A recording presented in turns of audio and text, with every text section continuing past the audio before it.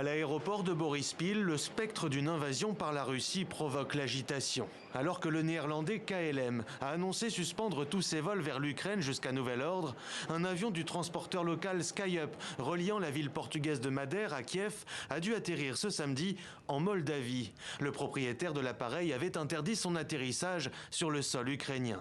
Un vent de panique corrélé selon le ministère des Infrastructures à la hausse des primes et des coûts pour les assureurs du secteur, tandis que les esprits s'échauffent entre Washington et Moscou. Refusant l'escalade, Kiev a promis ce dimanche de maintenir ouvert son espace aérien.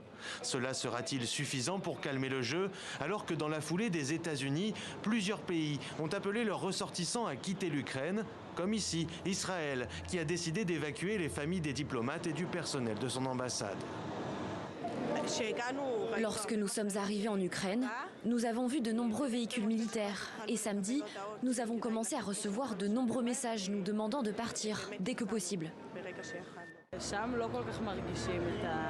En Ukraine, on ne ressent pas autant la guerre et la pression, mais nous l'avons ressenti dans les messages que nous recevions des gens en Israël. On ne comprenait pas ce qui se passait parce que là-bas, on ne le ressent pas. Le Canada, la Grande-Bretagne, l'Allemagne, l'Australie ou encore la Belgique, les appels à partir se multiplient, quand d'autres pays revoient temporairement leur présence diplomatique. Si la France de son côté ne fait pour l'heure que déconseiller à ses ressortissants tout déplacement vers l'Ukraine et ses zones frontalières, le message de l'ambassadeur recommandant aux Français de faire des réserves d'eau, de nourriture et d'essence n'est pas de nature à rassurer.